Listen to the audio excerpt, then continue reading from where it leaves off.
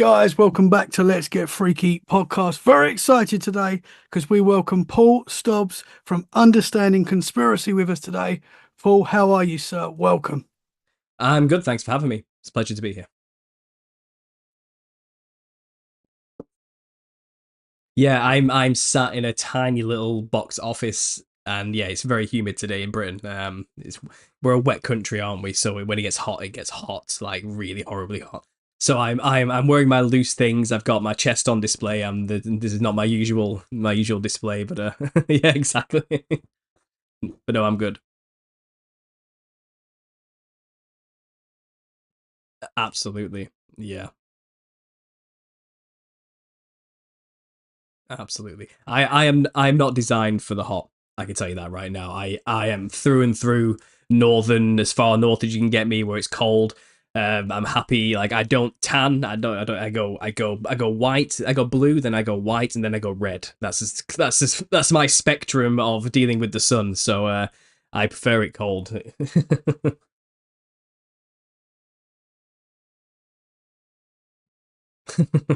no, no, I've got the freckles are all turning up now, as you can see there.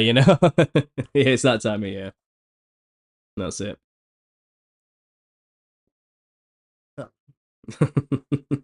Absolutely. Northwest Lancashire. Yeah, near Blackpool, Manchester, all that area there. I know I've heard you on other podcasts. I've seen some of your work. Absolutely awesome. I know you go into some wild subjects that we really enjoy here at Let's Get Freaky.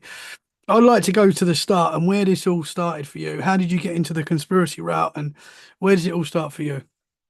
Well, I started in about 2010, 2011 period. I had just started university doing my fine art degree in Lincoln. And I was a psychedelic tripping, weed smoking everyday, partying, hedonistic, self-centered, egotistical maniac. The usual art student stuff. And Yeah. I was young. What am I now? I'm 32 now, and so I would have been like 21 or something, or 20, something around that age. And I ended up studying a lot of Eastern philosophy and things like that, and psychedelic exploration, trying to get to the nature of reality in the universe. The things you do at that age when you're experimenting and trying to figure out life. And I that comes with you end up researching a lot of conspiracy stuff. It kind of comes hand in hand, and the internet at that time, the conspiracy world online was a wild west. It was a golden age of conspiracy. Everything, the world was about to end in 2012, and everyone was all Yeah. hyped up, and the poles were about to shift, and everything was going nuts, and we were all about to ascend to the fifth dimension, and nobody understood what was going to and I kind of got wrapped up in that, not exactly as a believer, but more as a, well, this is interesting. What are people seeing that are making them believe this stuff? People think the world's going to end. Like, what have they seen? And don't be going. The media wasn't helping at that time. The Day After Tomorrow got released. 2012 got released in the cinemas, hyping up that fear for everybody. And then Yeah. you had all the Christians screaming, it's the end times, tribulation's about to begin. You had all the New Agers saying we're about to ascend, aliens are about to appear. And it was I was just enthralled by this world. I was like, what is this culture? What is this? And again, as an excitable creative mind, I made it my subject matter for the remainder of my degree, and I focused on understanding the conspiracy. I needed to understand, what is this? First of Mhm. all, what all trying to tell me about exactly, So I produced this channel at the end of it called Understanding Conspiracy. And that's when everything really truly began. Well, after I left university, I was left with this channel, and I didn't know what to do with myself or my life, and I had been studying enough of the conspiracy stuff by that point to find that all the answers kind of were in the biblical understanding and the perspective. So I became born again in 2014. After leaving university, I haven't touched a drug since. I'm stone sober, and I just focused on building my relationship with God and trying to understand what's going on, and as a result of leaving that life behind, not finding any answers in the Eastern mysticisms or the drugs or anything like that, not but seeing enough stuff to know it's real. that there's another dimension. What I see is not all that there is. You know, there's more to existence than the physical universe. I knew that, but I was trying to find my way to get closer to God. You know, and I found that through His Son. But then I found once I stopped all the drugs, I started to get what people would classically call demonically oppressed, or demonic attacks started to happen. I started to have really terrifying encounters with entities which just scared the crap out of me and literally tried to kill me. Oh, man. Yeah, so I had a few experiences over those 2-year period coming out of university. So from about 2014 to 16, I kept having sleep paralysis, demons attacking me in that, you know, having to wrench myself awake, screaming and kicking, you know. I had dreams where a hat man figure came towards me and tried to basically kill me, and I had to run.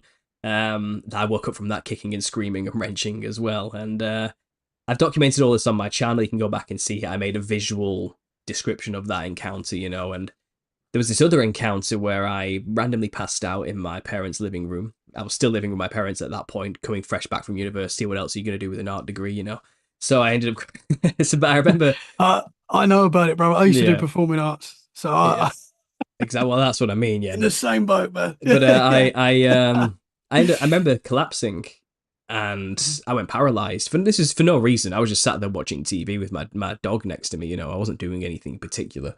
Nothing outstanding on the television. I don't know what was on. I literally can't remember. Let's say Family Guy. Let's just say something like that, you know, just something generic that is just on all the time in the background noise type of situation. And I just blacked out and went paralyzed, and I just collapsed to the side and rested on the armrest. I couldn't move, and then darkness started to just seep in from the corner of my vision, like, and everything, what I could see in the center started to break up into like a mandala fractal spiral of some kind, while darkness kind of seeped in, and it was just became a vortex that I could physically feel my spirit or soul or something, my essence, just being sucked into it. And I was terrified. I thought, this is it. I'm dying. I'm having a brain aneurysm or something. Or I'm having a stroke. I don't know what was going on. You know, I was just terrified. I thought, I'm dead. Like this is it. I'm dead. But I quite literally just muttered under my breath the best I could. Silent. It wasn't very loud because I couldn't move, but it was, Jesus help me. And then, bam, I'm back in the room, full cognitive. I can move my arms again. I'm sweating profusely, hyperventilating, obviously, because I thought I was about to die. But it stopped. And that's what really set me off from then on, as my faith was solidified that day. And the demonic attacks kind of stopped from that day as well. Interesting. Yeah, so there's a partial testimony, you know, and again, a lot of the truth of the conspiracy showed me that God was real, but that experience proved to me that Jesus is the answer. You know, it's one of those. So I can only speak to personal experience. I don't force on my channel like and preach or anything, and I know I can't convince anybody just from me saying it's true. But that's my experience. That's why I believe, you know. And from that day, you know, I had there's one more vision that came to me, and it was somewhere in that 2-year period. But you know, my memory's not the best, so it's a bit of a blur. But I did, same, man. It all goes into one. Yeah, it's all one experience to me. This, you know, and I had this vision, and it was another completely unprovoked moment. I was just minding my own business. I think I was walking down the street. Actually, I can't remember where or when exactly, but I was awake, so I'm not dreaming here or anything. And I had what's known as a DMT flashback. I recognized it as one of these things, and it's the first time it had happened to me. But I was well experienced in all forms of psychedelics to recognize where I was when it happened. I was back in the DMT realm instantly. It was only for about 10 seconds. And I'm in those 10 seconds, I'm looking up in the fractaled matrix realm, you know, where the DMT elves are and all these, and the machine elves, and everything's moving, you know, and I was in that toroidal place. But I was looking up, and there was this enormous jester in front of me. And it's the only word I have to describe what I was looking at. A black and white fractal lined patterned, big purple-lipped, wide-grinning, glowing, bulbous-eyed, skull horn-shaped head, jester hat-looking, creepy-ass giant. That's the only way I could describe it. And it was looking down at me. It knew I was there, you know. And it just had this big smile. It was very unnerving. And I'm looking up at this thing like this. I looked like a grasshopper in its sight, you know. I was tiny.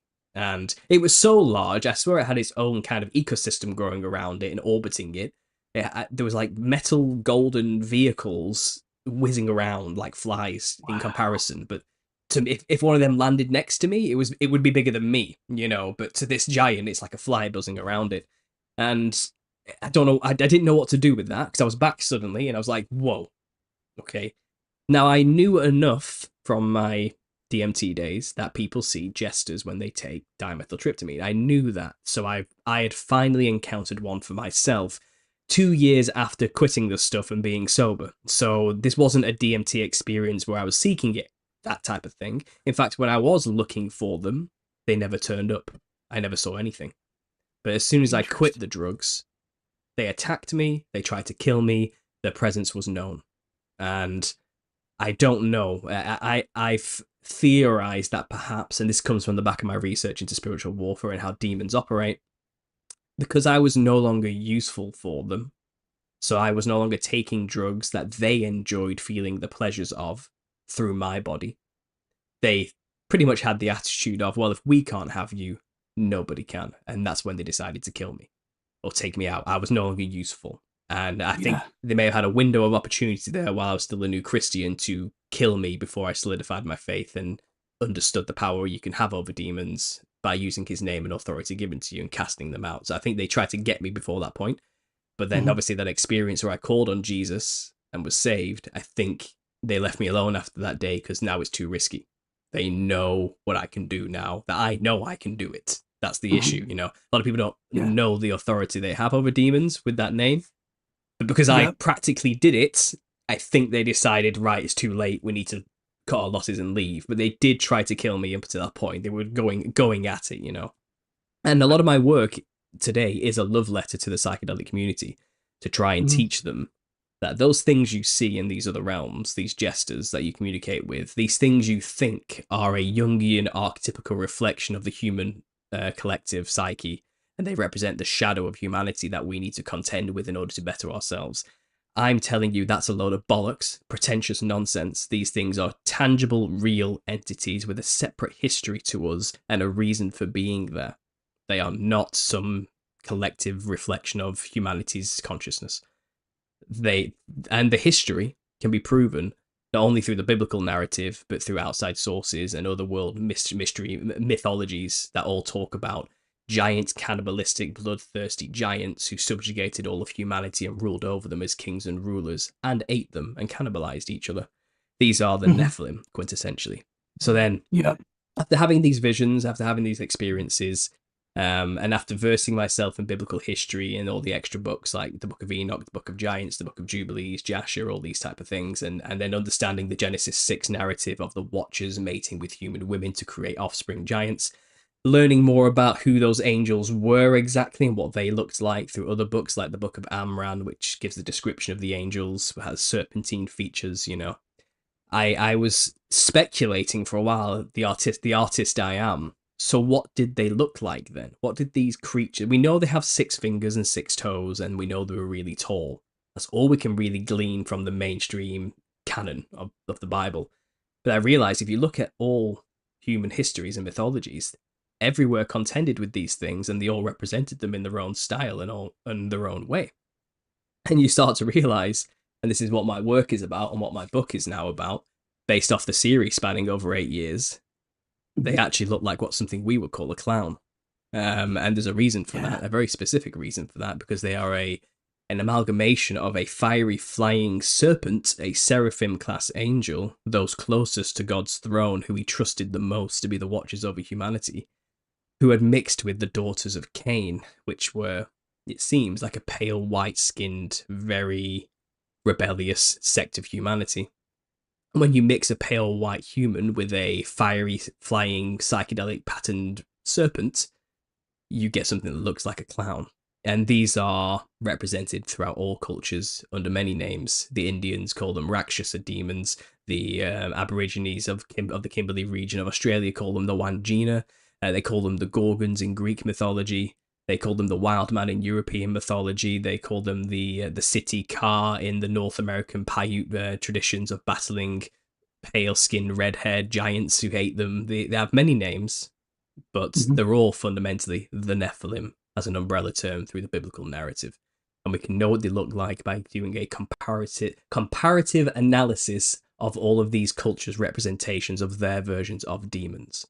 What we call a demon is not an angel or anything of the sorts. It's not something that kind of is like I said, a reflection of humanity's darkness, manifest physical or something like that.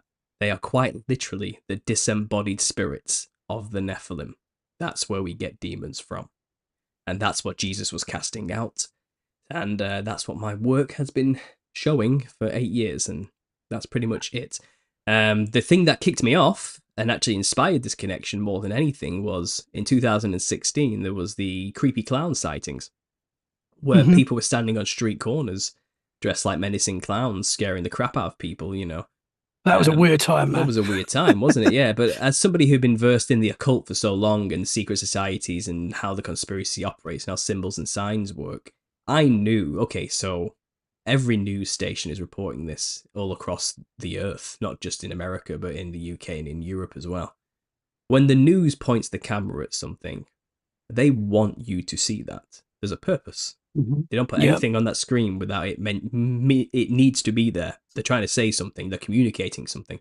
Everything's signs and symbols to these people. So the clown must be a symbol for something. And that's what led me to go on with this research. And that's what kind of put 2 and 2 together. And the more I dug into it, the darker it got. And the more evident it became that this isn't just me saying some ancient giants of the past look like clowns. This also delved into where we get a clown from. It's intimately linked with secret societies. They created it. And it is a purposefully crafted, caricatured symbol to represent Nephilim features amalgamated into a silly costume that we call a clown. But this costume mimics the same costumes worn by ancestor spirit worship cultures on every continent who dress that way to channel the spirits of the Nephilim, or what they call ancestor spirits. But they're not talking about grandma or granddad. Wow. They're talking about ancient gods. And when you see that these cultures today are still practicing these things, where they dress in clothes that we would call clown-like, they make the skin really white with makeup or powder, they put red blotches on the nose and polka dots all over the face, they put a red headdress on of some kind, and they wear clothing covered in fractal, multicolored tassels and ribbons and patterns. They are dressing like something we would call a clown in the West, but what they're doing is they're dressing in a costume to specifically channel spiritual entities. And when we wear a costume like that in the West, we think we're just doing a bit of fun for the kids. We don't understand the spiritual implications of what we're doing, and it was designed that way. So there's the entire theory summarized as quickly as possible. Yeah, super interesting, man, and makes a heck of a lot of sense. I mean, we've all got a natural fear. I have of clowns. They just freak me out. They're just, and that's built in us, I think, because so many people have a fear of clowns. So that makes a lot of sense that we've got that natural fear. And oh man, that's wild. What experiences you've had then to come out of that. I won't go too much into my past because this is your episode, but I didn't delve into psychedelics. I haven't. I find it very interesting, and I've talked to a lot of people that have. I've got friends that have, and what I find interesting, as you were saying, is that people see when they're in this astral realm, whatever it is, we're in this psychedelic realm, they're seeing the same entities and experiencing the same things. And I find that very interesting because really, if it was all in the mind, you know, we would be seeing different things. It would be completely different stories all around, but they're very similar when you talk to someone that's had psychedelic experiences. So I find that interesting. From what I can tell you, is I've always believed in God. I've never been overly religious where I go to church and stuff. I don't preach to people. It's just something that I've always had in me that I believe, and I still do. When I started looking into the paranormal, like I've always been interested in paranormal, but when I deeply started trying to look into it, trying to understand things more, conspiracy, paranormal, and I would get some people saying you shouldn't look into that. You know, it's dark stuff.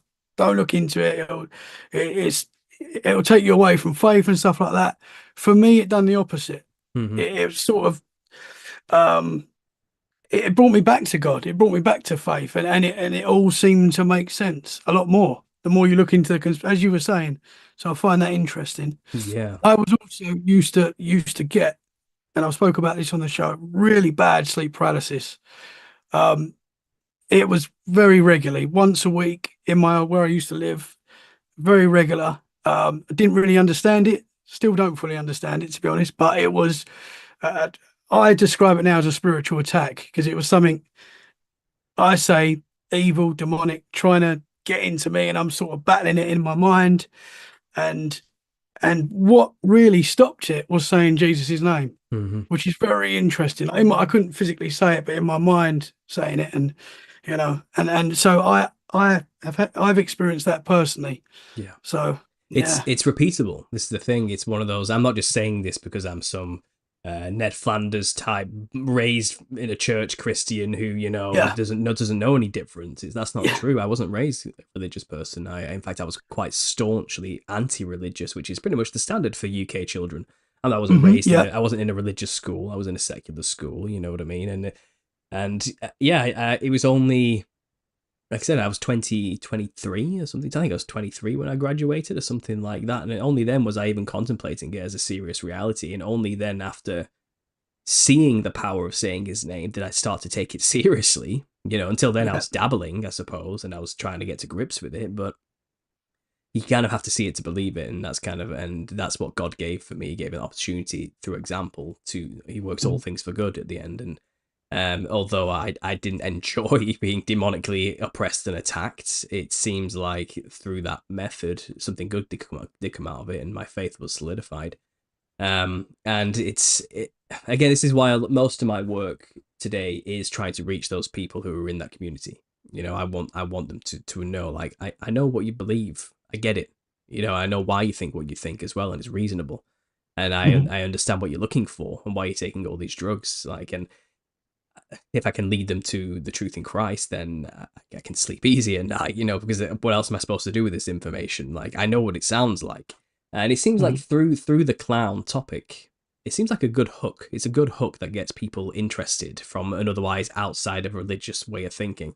It's like, oh, what's this about? Well, Nephilim look like clowns, and some people, something about our generation has a morbid fascination with clowns. I don't know what it is, Mhm. because I don't even care Yeah. about clowns personally. I'm not like an obsessive. I don't have clown pictures on my wall. I never grew up listening to Insane Clown Posse or anything. I read Stephen King's It when I was a teenager, and that's Yeah. as Oh, far as that's it, wild. that's about as far as it Yeah. went, really. But I wasn't like, I don't care about them, but somehow I've ended up some kind of quasi expert on clown history now, and that's the funny thing. That's because that's kind of what I've been led to do by God Himself in a way, and Mhm. um, Would the you do you think that's built in us that to have this fascination with clowns? Do you think that, and that's why, because it's always been in it's in yeah, us. I think so. I mean, the fear of clowns is called coulrophobia, and that's a big word I didn't know until I started this research. But that's the fear of clowns, if you're wondering, coulrophobia. And you'd be surprised it's actually up there as one of the big fears. And you think about Mhm. that for a minute. So you got spiders and snakes, predators. That's a natural fear. If that makes sense. Why wouldn't we be scared of those?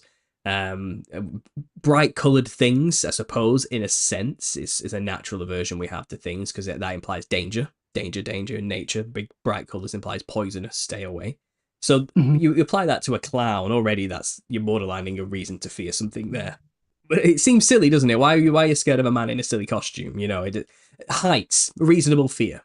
Yeah, you fall, you die. I get it. I get why people are scared at heights. So you got things like Yeah. that. Rational fears. Clowns is a little bit irrational, but surprisingly, it's up there in like the top. It's like in like the top 20 or so. It shouldn't be as high as it is in terms of fears for humanity, but it's up there. And every year you'll find there's always an article released. It's like clockwork. It's around the October period, maybe just before October and September. All newspapers will release articles saying new study explains why people are scared of clowns, and it's like they can repeat it, it's like they're trying to beat it into our minds why we're actually scared of clowns, and they'll tell you it's a natural response to the uncanny valley feeling, where it's almost human but not quite. And naturally, humans, we read people's emotions by seeing their facial features move. And when we can't see the facial features of somebody, we naturally get a feeling of distrust. That's what they Mhm. try and tell us. And I'm starting to think, yeah, maybe. Or perhaps we do have a collective memory of these things eating us alive. Maybe they were actually predators that hunted us at one point, and we are naturally terrified, coded into our DNA through like hundreds of years of being subjugated and eaten, hunted as prey. Perhaps Mhm. it's built into us to naturally be averted to anything that has that kind of visage. Who knows? But my Yeah. research seems to say yes, that likely is more likely the case than the overcomplicated. Well, it's a bit funny looking, that makes us uneasy. It's like, okay, why does it Yeah. make us uneasy? Really? It's because Mhm. anything with a big wide smile and big eyes, is a predator. It's a predator Yeah. to us, and we have the natural predator prey response when we see those things. It's built into us. That makes a lot of sense, man. I mean, even clown makeup alone, they often have a big slit going down the eye. Have you noticed that? It's a really Yes. common motif. Two lines going down like that. Sometimes they do a cross, but even that, Mhm. that's just a symbol for it being a dead entity, an undead entity, like a spirit, let's say. But the line going down the eye, well, that's a slit pupil. That's a serpentine slit pupil, and there's only so many animals in the animal kingdom that have slit pupils. Cats are other species of them. There's one Mhm. canid. It's like a wolf hybrid. It's a really weird one that has slit pupils. There's one species of bird that has slit pupils and that hunts really close to the surface of the water. And serpents have slit pupils as well. So there's not many Mhm. animals, but the ones that do are predators. They're all predators because it gives them a narrow view on a flat plane, a focal point. They can really pinpoint things and see things at a distance clearly. They can see movement, pinpoint and clearly from a distance, and they can hone in on things and go for it. That's the advantage of having a slit pupil if you're a predator on the plains. You'll find prey animals like sheep have flat pupils going sideways because that gives them a Mhm. broad view, and their eyes are on the side of the head usually of predators all around them. It gives them a 180 view of everything around them, a 360. But predators have eyes in the front, slit pupils for pinpoint precision. So Yeah. clowns who have that makeup, when the performer closes his eyes, it looks like it has massive slit pupils because it's a reference to something the Nephilim also would have had inherited from their dragon parents, the fiery flying serpents. So a half serpent, half human would look pretty trippy.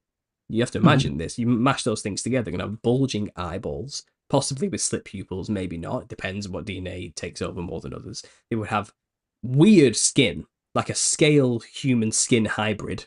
It'd be pearlescent and shiny like a serpent, but matte and white like humans. It would look very weird, and they'd have a big wide mouth because serpents can dislocate their jaws to eat their prey, and they would inherit something similar. They probably have a double row sets of teeth to fill that space, so they have terrifyingly wide smiles. It would look really weird, and they possibly have lips, which serpents don't, but humans do. So they have red lips going all the way down to here. It would look uncanny. It would look terrifying, and Yeah. clown Yeah. makeup is often with red makeup going all the way down the sides. It's very common to see, you know, a clown with a mouth like this Mhm. for good Yeah. reason. Yeah. That's a serpentine trait inherited from their parents. So the white skin predominantly, I think, is inherited from their human side. From what I've gathered, the daughters of Cain, it's possible. One theory goes, if you're to believe the book of Lamech of Cain and Leviathan, it's a extra canonical apocryphal text which you may or may not consider canon, but it may or may not be. But they say the mark of Cain was leprous grey white skin, and if the daughters of Cain had that look about them, and they're the ones who mixed with the fire flying serpents, that's where the predominantly white face comes from, which you have of a clown and of the Nephilim. So also they had fangs, so a big wide grin with bucked fangs like dragon teeth. Think about that. Mhm. So Yeah. they would have been terrifying to behold. Big bulging eyes, a big teethy smile, and pale white skin. Red hair is the most common descriptor. Anywhere they've been encountered, they've been depicted or described as having red hair. That's a clown. That's a clown wig. Mhm. That's the base of a clown I've just described for you there. The Yeah. slit pupil Yeah. makeup, the big gloves or big shoes, just a tongue-in-cheek reference to being a giant. The multicolored fractal pattern clothing, serpent skin. Serpents are the most psychedelic, colorful creatures on the planet. When you actually look at reptiles, they can look at a chameleon. I mean, these things are nuts. And that's again Mhm. traits inherited going down to the skin of the Nephilim too. So predominantly white face, it seems, with multicolored patterns patterns running throughout seems to be the norm for these Nephilim Yeah. creatures. And then that's a clown. That's a clown costume, you know, and that's Yeah. and what I'm saying here has been done on purpose. The clown has been designed to be modeled after the way the Nephilim look. Okay, it's a caricature of Nephilim features. So tongue in cheek, tiny umbrellas and little hats because they're giants. Things like that. Walking around on stilts because they're giants. Having big shoes because they're giants. You know, it's just a nod and a wink to that fact, and that's when they designed the costume. They did that purposefully. You know, and that's what they're trying to do. They're trying to emulate something that did exist and still exists in spirit form in the spirit realm. If you can make that connection to something in the spirit realm by representing or mirroring it in the physical, you bring yourself closer to it and create a channel so it can more readily communicate with and get through to the other side, or possess the individual wearing the skin of a demon, wearing the costume of a clown. And funnily enough, there's actually a film which came out in 2014. Didn't even know about this until 2020 myself or something like that. But there's a film that came out in 2014 called Clown, which is about a father who needs a clown costume for his daughter's birthday. Luckily, he finds one in the attic of the house that he's currently performing at. He puts on the clown costume, does the performance, goes to take it off. He can't, it's stuck to his skin. He tries to rip the clown nose off and tears off his nose, and as a result, it's fused to him. And then he slowly starts to change and become like a reptilian monster, scaly skinned reptilian monster as it fuses more to his skin. And he has to eat 5 children to free himself from the curse of the cloyne. He's basically put on the skin of a reptile demon called a cloyne, and now he's possessed by it until he gives the correct sacrifices to appease it. That is a tongue-in-cheek reference to what I'm talking about here. If you wear the costume of a clown, you will end up channeling the spirits of the Nephilim. And the aim is to give it things through your body. It will feel whatever you do to yourself. You drink whiskey, it feels that. It likes that. That's the transactional deal here. And in return, it will either give you your freedom, which is what most people want when they don't realize what's happened to them, or power, strength, knowledge, information. That's why these tribes do it. They're after something. We need to channel the demon, appease it, sacrifice things to it, and then we'll get stuff. You know, that's always been the deal, and that's what these deals still are all around the world. But it seems like the Freemasons, when creating this costume, and we'll get into the history of that in a minute, but it seems like they were trying to create a occult symbol that the public wouldn't recognize as for what it really is, so they could publicly do these things and stay hidden, basically. So they created something which they have told us is benign, innocuous, fun, childish, silly, nothing to take seriously. But it's extremely serious. You dress like that, you're channeling spirits, whether you like it or not, whether you know it or not, really. I mean, ignorance of the spiritual law doesn't make you immune to the spiritual law. I think people need to realize that. Yeah. It's like when we see Ronald McDonald and all the other famous clowns that are out there, and, you know, the circus, and we're giving, are you saying we're giving the Nephilim more power? We're creating more channels for them to readily influence our reality, yeah. It's like, for example, every year, or every couple of years, there's a Joker reboot. There's a new Joker. It's a new film. It's a new actor to play the role, to pick up the flame and carry on with that baton, keep the race going. Let's keep the Joker alive for longer.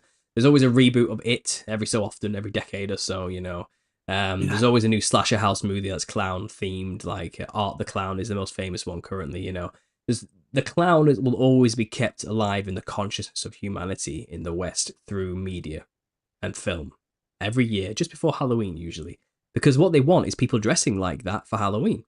I mean, Halloween is Samhain. Samhain is a Celtic festival, and it's when the spirit realm and the physical realm are at their closest point, when they're just almost touching each other.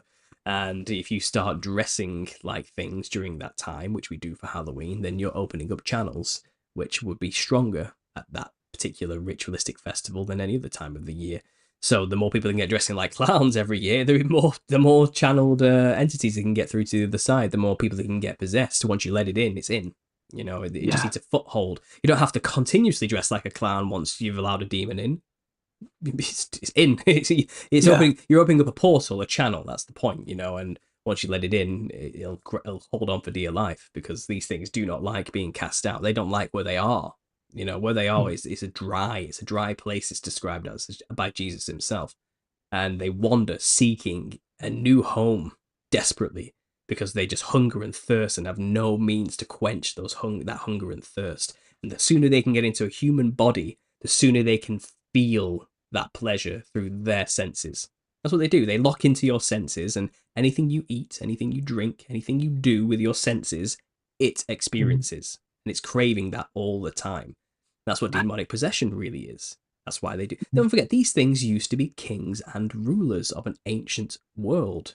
And now they're nothing. They don't even have a body. They are desperate to get back to that position.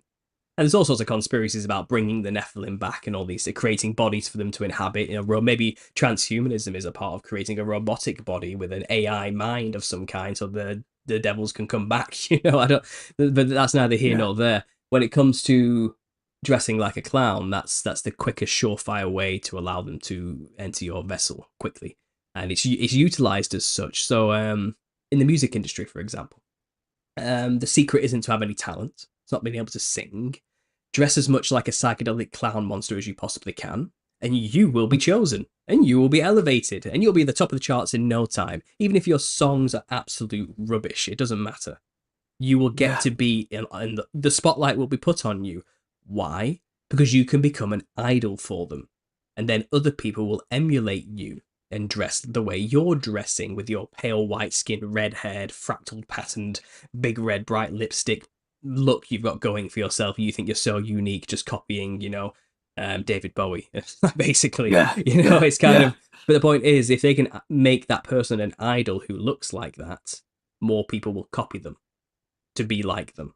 More people in the industry will dress that way, thinking that's what I need to do to be famous. It's a feedback loop, and more people, the more fashionable it becomes to wear those aesthetical features, the more channels they're opening up, and that's always been the game. It's why, for example, in the Hunger Games, the Capitol fashion is as clownish and as psychedelic and colourful and crazy as possible, because that's a society fully given over to the demonic, sacrificing humans on a regular basis. You know what I mean?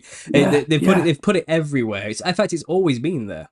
Now I've mentioned this, you can look back at old films, or you can look at current things, and you'll notice, they've been doing this for a while. They've been pushing this for a very long time. And that's the secret. That's the industry secret. Dress that way, and you will be famous. It's like something you hear in the conspiracy world a lot, is that they have to tell us. They have to let us know what they're doing. They don't have to come out with it, as it is, but they give us little messages, and that's how we pick up on these things. But the consistencies are there, and you can see it, as you're saying. Man, that's wild. I mean, there's even clown serial killers. John Wayne Gacy, classic example. Yes. Yeah. He killed 33 people. Come on. How on the nose could you be with the numbers there? Like 30, are you joking? 33 people, And it was only after he killed quite a lot of people did he start dressing like a clown. And I've got a whole chapter on it on this book, but things get really suspicious when you start learning about his downfall. And a police officer recorded or heard one of his conversations with two young men in a bar, and he was saying, like, I'm not going down for your mistakes. I don't care, just because you messed up doesn't mean I'm going to go down for this. And basically, he was talking to traffickers, people who traffic young boys, who were a couple of his victims. He got them from these people. Okay, and he didn't seem too bothered. He was a member of the local Moose Lodge, which was an affiliate lodge to Freemasonry. So he was a member of the Freemasonry. He had a Secret Service pin in one of his images as well, But he only started dressing like a clown at like the peak of his murder spree. And you start to wonder, like, does life imitate art? Does art imitate life? Did he start to get in touch with the demonic and then start to dress in a way to reflect them more? The more demonically influenced he became, did the demon within make the vessel look more like a demon? Or did he start dressing more like a demon because he wanted to work with them more? I don't know, but it's odd that he made that choice halfway through killing everybody. It wasn't immediate. Yeah. It's an odd time. Interesting. And when you look into it, he actually it was like a half an hour drive away from his local lodge called the Royal Order of the Jesters. And he's only an hour and a half north of the Indianapolis headquarters for the Royal Order of the Jesters. And the Royal Order of the Jesters have been embroiled in human trafficking scandals.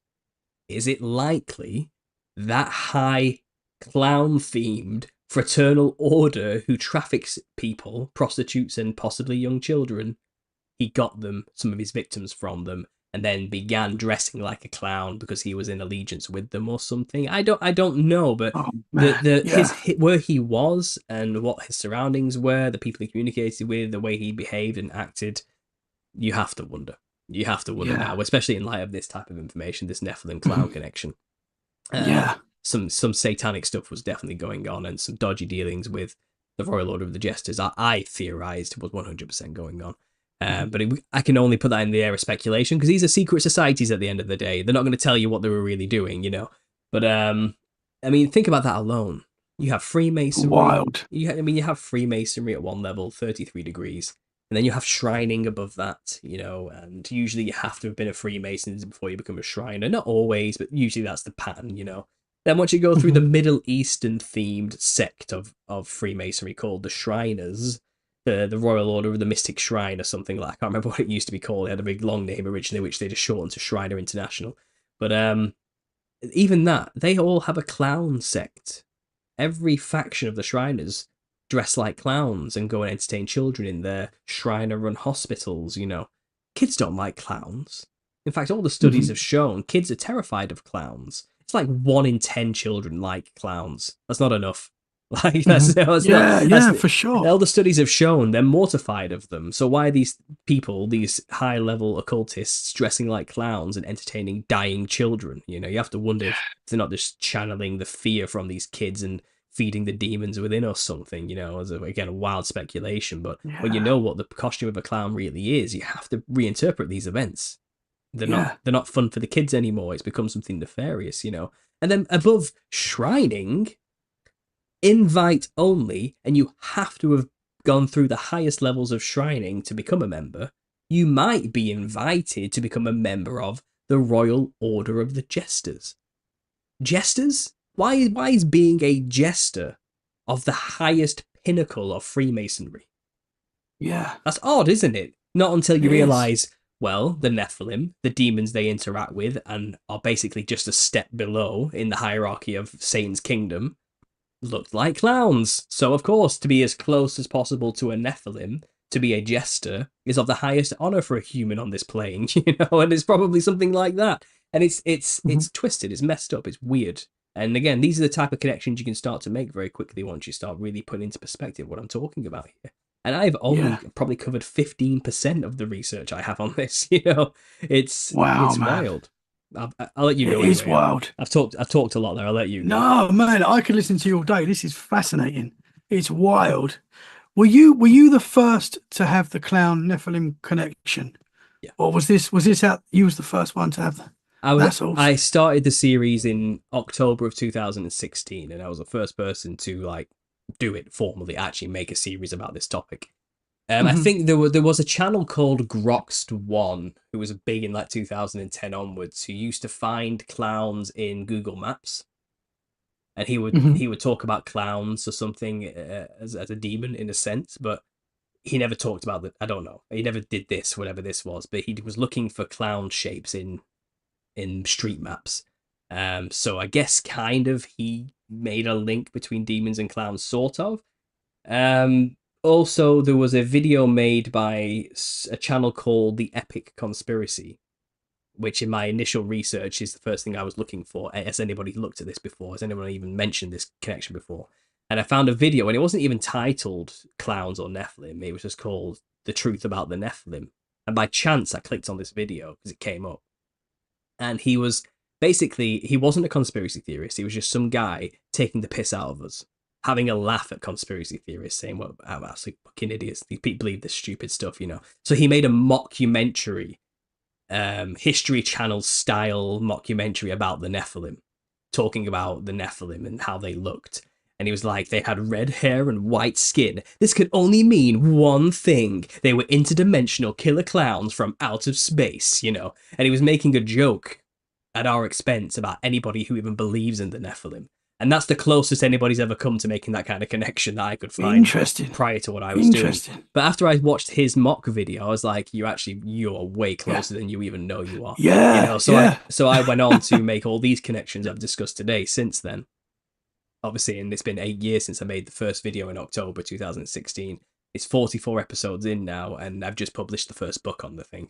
The second one's coming out next year, which will basically summarize everything I've ever said on the matter into one solid thick tome. You know, this is 300 pages alone. You know, so it's gonna be it's gonna be a 600-page epic once I'm done, because there's so much to be said on this. But after I made my first 17 episodes, I had to go off YouTube for 5 years. I was a manager at Aldi, and they found my channel and threatened to demote me if I didn't stop making videos. No way. Yeah, and they said, we're just trying to protect you, Paul. You know, because if a staff member finds your videos and they get offended because you say some controversial stuff on there, it's kind of like, this is a multicultural, diverse company, you know, and if they get offended, we're not going to be able to defend you. You know, it's kind of, okay, so either I get rid of the channel or you demote me from this job I've just been promoted into. It wasn't my proudest moment, but I capitulated. I shut the channel down, and I basically was an Aldi manager for 5 years, getting more and more miserable every single day. And 5 years later, so at the beginning of 2023, I quit after getting attacked by a member of the public for not serving them alcohol. It was it had snapped. Oh, man. I'd snapped, you know, and I'm like, that's it. I am not an Aldi manager. I am a conspiracy theorist, and I just quit. That was done. And but during those 5 years, from 2018 to 2023, I hadn't made any more videos. I had 17 episodes, and that was it. And they disappeared because I had to hide everything. I didn't delete them. I just made the channel hidden, you know. But then in 2022, I think it was, maybe 21, a channel called Conspiracy R Us, who was actually a regular commenter on my old videos. I remembered him from years ago. He made a video called The Nephilim Look Like Clowns, where he talked about my work. He says, there was this guy who made these videos, his channel's gone now, but he came up with this concept about the Nephilim looking like giants, you know, looking like clowns. And he basically reiterated all my work, and it blew up. People were really popular, loved it, and everyone started subscribing to my channel again. Even though I'd not made anything in like 3 years, you know what I mean? Like 4 years by this point. So I felt like the heat had died off a little bit by that point. I was like, okay, I could probably get away with making the channel visible now, and no one would even notice, because it's been a while. People have come and gone, you know. It's a different environment now, different managers, all this type of stuff. So I made the playlist available again, and people just kept watching them and were getting blown away by it again. So I thank Conspiracy Auras at the end of the book. He's one of the people for keeping it alive. I don't know if he's seen this yet, but he is right there, Conspiracy Auras, for keeping this alive when I couldn't. And he made a few episodes on that, you know, and when I came back, he said, cool, man, I don't want to make videos on this topic anymore personally, because he has this other thing, you know, about his ancient history thing. He says, I'm going to let you just carry on. Wow, thanks, you know, fair enough. So I carried on, picked up where I left off in 2023, and I've made like 30 more episodes since, because I just had 5 years to study and build up all my research on this, and I just came out with it all, you know. And the channel's grown exponentially since. I think I started with like 8,000 subs, and I'm on 50,000 now. And again, wow. I said I'm going to write the book on this subject, and the support was overwhelming. The GoFundMe raised 10,000 over 10,000 in pre-orders, and I've been sending those out now. It's published, and it's been incredible, and the response has been amazing. Awesome, and the connections just keep coming. And again, I did not imagine this is what I would spend my life talking about. But God, the Lord works in mysterious ways, and clearly this is something that is relevant to our generation. I think it seems to be a great way of reaching our generation with the gospel. The clown is a great hook, and the opportunity. I did not want to waste the opportunity to reach people by doing this. So there's like a bit of a backstory of who's made videos about it and when, but it was me originally who started the series. Conspiracy Horrors helped revive it, and when I came back, I think Mind Unveiled made a video not that long ago, based on one of my later episodes, which was about the Rakshasa demons. He made his own video about that, which again brought a lot of interest towards the channel, and it's good. It's good. Yeah. It's awesome, man. I'm loving what you're doing, and it's so fascinating, everything you're telling me, and it all makes so much sense. It all just clicks together. So interesting, man. Yeah. I can't believe that your work were trying to shut you down, or they did shut you down for a period. And that's wild. It I wasn't, find that well, wild. it wasn't necessarily just about the clown thing. Hmm. I don't think they understood any of that. I don't think that made any sense to them, you know. I don't think they even went there. I think they probably watched one Yeah. video and like,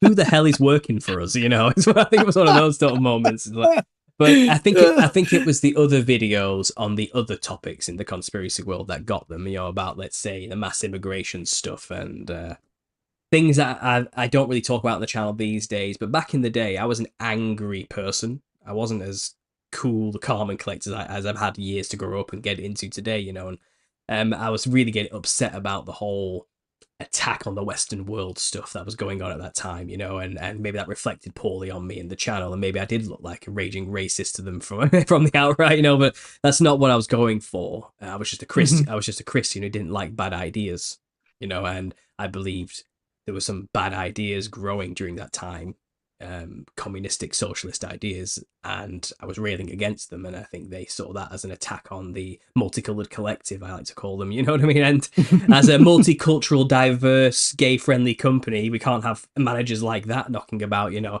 I think that's what got them. I think I wasn't clever. I wasn't clever about the way I was speaking on the channel back then, and I paid the price. Yeah. And that's it really. But nowadays, I'm kind of over it all. I have this. I focus on this. I focus more on Jesus and God and giving people the Hmm. truth in spiritual warfare. I do make videos about all sorts of topics, though. I cover all the conspiracy topics. I'm not a one-trick pony, but this is certainly my niche.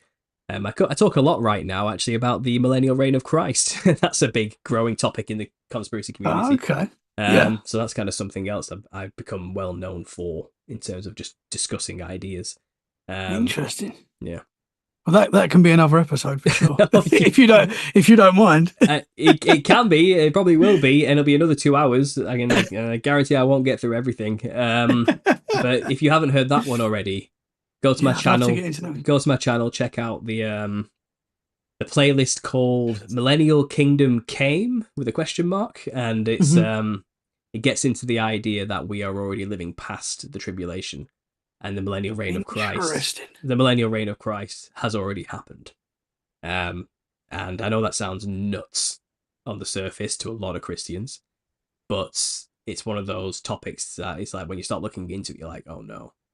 Oh, like this is it's one of Wow. those. It's one of those like Interesting, man. it comes off the back of the Tartarian stuff. It's Hmm. Tartaria research advanced. It goes the next level. It's like, yeah, you think this, but it's actually this. Like, it's not ancient advanced civilization with super technology. It's the millennial reign of Christ that you're looking at the remnants of. It's one of those type of things. But again, we can save that for another talk. But Man, I've already got so many questions about that. I want to stay with the clown Nephilim, yeah, but man, that's what I definitely want to talk to you again about that, man. If you don't mind, that'd be awesome. sure, You said absolutely, Tartaria there, which fascinates me. yeah. That's something that I'm looking into myself at the moment. I'm like, wow. But this Um, this is the thing. I mean, I'm a scattershot conspiracy theorist first and foremost. I'm fascinated with understanding all of it. I'm not mhm, just obsessed about clowns. You know, that's just one. I yeah, boxed that off. That's one part of the research you can get interested in on my channel if you want. But I am fascinated with searching for the overarching truth behind our reality and what they're trying to hide from us. What's the end goal to the agendas? What are they really working on? And it's big picture stuff like I've just discussed there. Big picture possibilities which we need to humor and understand to see if they fit. Does it fit what we see happening in the world? And I do that with a lot of subjects. And the clown stuff is just one of those things that you realize it fits. And mhm, it's not really about the clown fundamentally. It's just a way of explaining to you how spiritual warfare actually happens and the tactics yeah, that are used against us and how symbols truly work. Um, it truly shows how ignorant we are, how naive we are, how foolish we can be, and how easily fooled we are. You know, fooled being the prominent word here because we're talking about jesters and clowns. You know, and it's hardly surprising that secret societies consider themselves the highest honor of clown and jesters and fools because that's what they're doing. They're having a laugh at our expense. You know, Yeah. they are the ultimate jokers at the end of the day. The Joker Mhm. character in Batman is them. It's their society. They're the chaos. You know, that they Mhm. want to destroy society with chaos to bring their order, their new world order. Mhm. You know, and it's kind of the Joker character in Batman is perfectly a representation of secret societies at the end. Yeah. And in a way, it's to revel us up to fight against them. They want that, and that's what the Joker does to Interesting. Batman. He break your morals, kill me. You know, it's that kind of thing. They want to be taken. Yeah. They're exposing themselves to be taken down. That's the overarching plan. They want to be. Interesting. And again, if we can feel like we've defeated the evil in the world, the solution that comes along will be the light of Lucifer, Mhm. posing as something Jesus-like, you know. But we have to feel like Yeah. we've defeated the evil first before the real evil Yeah. turns up, posing to be our saviors, you know. And again, it's all just a convoluted, big, Mhm. long con that I'm trying to figure out, you know. And again, Yeah. the clown stuff is just it's one way to get there. It's just one way Yeah. to get there. When you look at the elites at the moment, or the politicians that we see in the US, in the UK, and all around the world, it does seem like it's not real at the moment. There's so much weirdness going on. So that makes sense with what you're saying there. That they Yeah. are. There's how far can they push us to? You're gonna take that? And the average person, even the average person that's not into conspiracies now, is like, this is weird. Yeah, This is not right. well, There's something going on. he quite literally admits that they lied to us after they do it. Yeah. Like, this is how. It's like they want us to discover that they're inept and stupid and evil. Like, it's like, Mhm. whoops, I accidentally dropped this top secret file that leaked all over the internet. Yeah. What are we gonna Yeah. do now? You know, and it's kind of like we don't do anything because we're so passive and brainwashed and dopamined up on media and Yeah. drugs and everything else that we just don't have time to like react in any Mhm. reasonable way other than maybe post an angry tweet or something, which is very confined Yeah. to a useless action, you know. So they pretty much got us in that respect, which is why the only weapons we really have to fight back is knowledge, is information. We need to just make people need to know that this world is kind of screwed. Mhm. You're not No, gonna for sure. you're not gonna save the world. You need to keep your eyes on things in heaven, build up treasures in heaven to what's to come after this world, and that's the blessed hope through Christianity that it gives us. And I know a lot of people would argue, well, that's just passive. That just makes you weak and ineffective and useless. It's like, okay, so what are you gonna do? You're gonna go kill some people? Is that gonna make you happy? Is it? Is that gonna solve all the world's problems? More murder? You know, you're gonna start Mhm. a revolution. You know, how many people die in revolutions? Who's then going to decide who the people who deserve to be genocided at the end of that revolution are? Who gets hung and who doesn't? Are you going to be the arbiter of that decision? It's kind of, that's not how it works. And that's Mhm. what Christ came to explain. Those who live by the sword will die by the sword. It's fruitless. It's pointless. And it's not what the will of the Father truly is. You need to understand that the weapon, the war that we're truly in the middle of is spiritual. It's Mhm. a war for Yeah. your soul. Okay, not for borders, countries, Mhm. land, things like that. And though I understand there's value in all that, as I explained earlier, I was embroiled in that hatred as well and that idea for a long time. And I understand there's value in having those things and cohesive communities. I get it, but it's not fundamentally what your existence is about. It's not what you should be identifying with. And Mhm. and I think again, I'm going off track here a bit about the clown, but these are the type of things we like to think about when you become a conspiracy theorist. We're dealing with the big questions, the spiritual Yeah. stuff, and I have found the answers are truly in get right with God. And everything else will fit into place. I mean, it Mhm. means so much to be born again. It quite literally means a transformation of yourself inside and out, physically and mentally. You become a new creature, a new being. And who I was before I was saved, I don't like that person. That's not who I am. I mean, I am constantly reminded through 10 years ago today, you posted this on Facebook, you know, and Oh yeah. Tell me about that. I Yeah. cringe at that person. Like, Yeah. I listen to the things that person has wrote, and I'm like, who are you? Mhm. Like, did I say that? And I realized it's Yeah. not me because I wasn't saved when those things were posted. I realized I have been born again. That is not who I am. Like, I wouldn't even dream of posting something like that today. You know, it wouldn't even Mhm. cross my mind. It's like you do become a brand new person. It's shocking. And you forget. who you used to be until you're reminded by these things, you know, these that the world kind of forces on us now to try and give us some horrible guilt feeling of cringe, you know, some way. Yeah. But Yeah. it's kind of, I want people to realize, don't underestimate the power of faith in Christ and being born again. It's not just some silly sounding religious platitude I'm trying to say here. It's a Mhm. real tangible spiritual experience that will be tangible for you. You can document it and measure the difference in what happens to you. And your perspective on the world and danger and world events changes drastically when you realize death is not the end. And I think a lot of people's fear is rooted in that idea that Mhm. it's a finality. Death is final. And it's not. It really Mhm. isn't. Like, and you need to be prepared for what's to come next. Yeah, get covered in the blood of Jesus for that time, because it's coming. I don't know when. Yeah. I don't know Yeah. when, but there's Yeah. you ain't gonna save the world. That's not what's gonna No, no, happen here. You know. I agree, man. Yeah. Mm. Do you get, because obviously with the Nephilim and the clown connection, do you get a pushback from the Christian community with that? Have you experienced any of that? Surprisingly, no, they're quite open to it. Because again, I don't sound like a Christian. I don't speak Christianese because I wasn't raised in the church. And I'm a non-denominational. I don't have a denomination I identify with necessarily.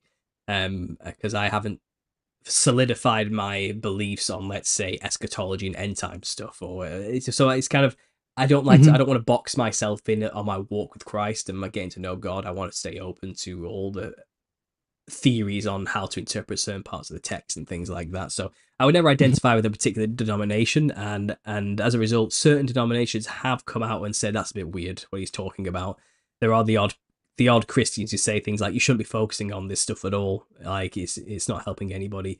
There are some Christians who believe KJV only. You cannot read the Book of Enoch. That's been proven wrong. Type of attitude. Like we don't look at that book. Like ignore that stuff. Demons are just devils, whatever that means. You know what I mean? They have nothing to do with giants, and it's kind of like, well, that's not true. And that's, if you look outside of the Bible, it's evident they were everywhere, and we know what happened to them. And that matches up with the Enoch story, and that matches up with Genesis 6. So, at what point are you missing the connection here? You know, and you realize that there is just a lot of churchianity, willful ignorance on a lot of these things because it's just not what their community has taught them to pay attention to when it comes to church life and stuff. And I guess in a way, I'm not, this is not me saying not having a church is better. That's not what I'm saying, but it has freed me up to not be so dogmatic about certain things and to be able Hmm. to question certain narratives, which others people are not readily available or capable of doing because they do have the fear of being rejected by that community they've become a part of. My Hmm. community is conspiracy theorists first and foremost, which I built my faith upon, the Christian conspiracy community. And our church is online. You know, we have our fellowship with each other right now doing this. You know, Hmm. this is where we get our church in a sense. You know, we're like more than two in His name are gathered. It's as simple as that for us. But surprisingly, most Christians when they hear this are like, "That's interesting," you know, but Hmm. maybe a bit weird. I'm going to put that on my shelf of wonder in the back of my mind and never look at it ever again. Maybe glance up at it every now and then and go, oh yeah, I remember that, you know. But but no one's going to take it. But I find this reaches non-religious people more.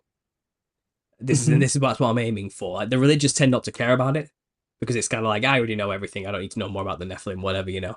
But the non-religious, the or the Eastern religious types, you know, the New Agey types, for lack of a better term, because it's a big umbrella term for the people who come under that category. But those delving in the spiritual stuff, you know, they tend to really dig this work because they already have their own ideas about the clown archetype, you know. But once I lay it out to them from the biblical angle, I don't think they've ever heard it before. They haven't Hmm. even contemplated the biblical history properly, you know. And I lay it out in the book. I lay it on my work, the history, what we do know, and how we can trace where they come from. These spirits that you communicate with back to the Nephilim, and I think it shocks them. I think it shakes them awake. And I get a lot of emails from people telling me this has helped bring them closer to God. This has opened their eyes to what they were actually dealing with because I have intimately described their own experiences because I know what they're going through. I know what they're dealing with, and I know what these Hmm. things are saying to them. I know it's because I know the agenda, you know. And I think Yeah. people just need that nudge to put two and two together, and I think I'm doing that for them.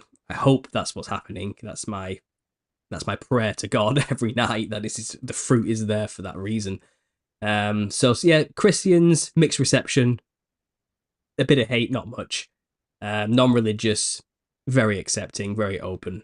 The atheistic types, they just mock. They're the usual. They just say all religion's false and it's all just made up, full stop. They don't even bother even listening to what I'm saying, delusional, crazy Christians. There's always going to be those people. I'm never going to reach those people, whatever. Let them just have their reprobate mind. I don't care. But again, if people are already open to some kind of spirituality, I think this gives them a lot of context to understand the biblical narrative a bit more. It's not something that's, because this is the problem. The biblical truth has always been kind of kept behind the church doors. And if you're not a Christian, it's really intimidating to walk into a church. I don't think Christians realize it. I know they like to think they're all open armed, loving and caring.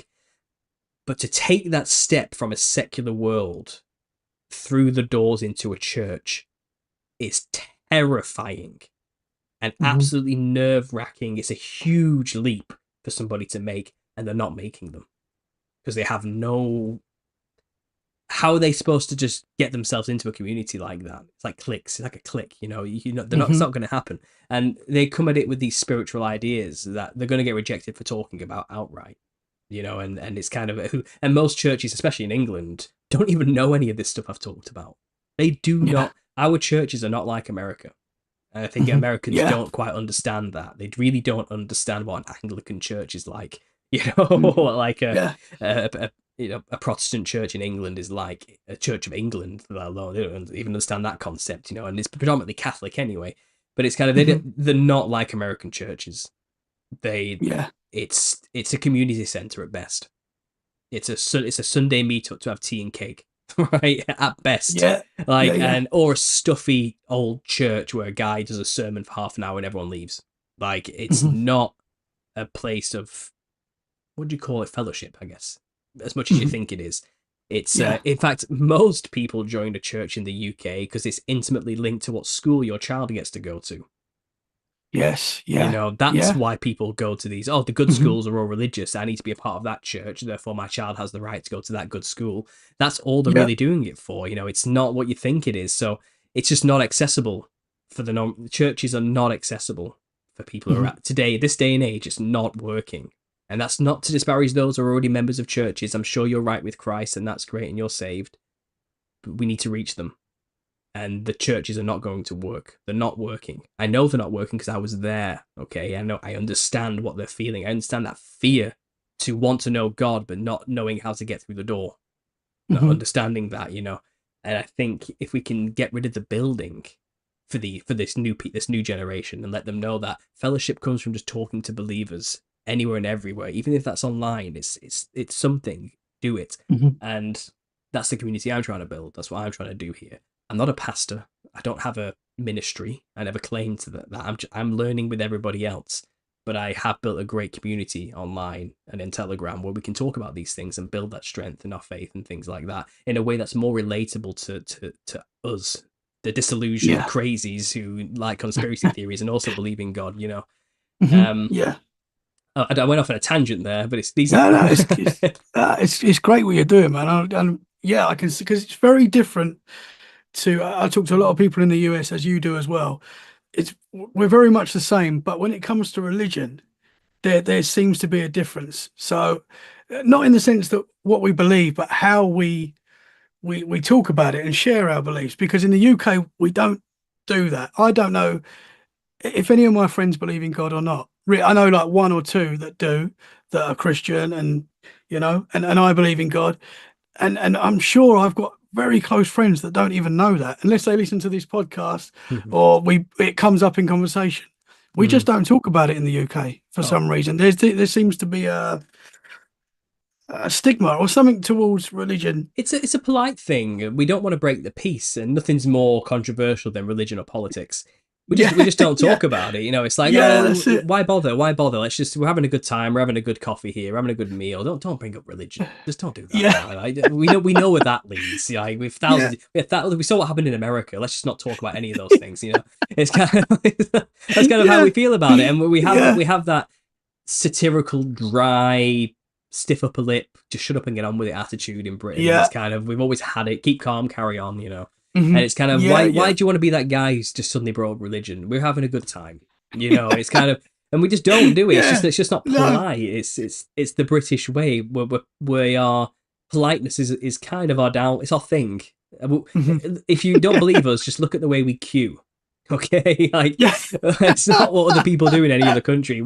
We yeah. queue like we could win the Olympics in queuing. Okay, but like you go to other countries Standing and there for an hour. oh Yeah. yeah, and we'll do it with a smile, quietly, you know, and we won't complain. It's one of those type of things, and because it's fair. Everyone gets their turn at the right time, you know. Hmm. It's kind of, and that's just how we behave, you know. We don't, and we tend not to get flared up about things passionately in public. It's Hmm. leave that for behind closed doors. Do it in private. You know, it's like religion is something you should practice in private.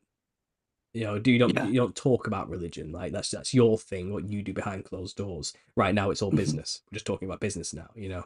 And Yeah. that's just, again, it's alien to the majority of my audience because they're all Americans, so I think they don't quite Hmm. understand where I'm coming from sometimes when I'm trying to explain Yeah. to them Yeah. my religious views. I think they think I'm being like uppity about it or something, or again implying, Hmm. oh well, you think you're better than somebody because you're not a part of a church. It's like, that's not what I said. It's that there are no churches that I could go to. Like, you don't understand what it's like here. Like, Hmm. there aren't just congregations with varying beliefs down around every corner.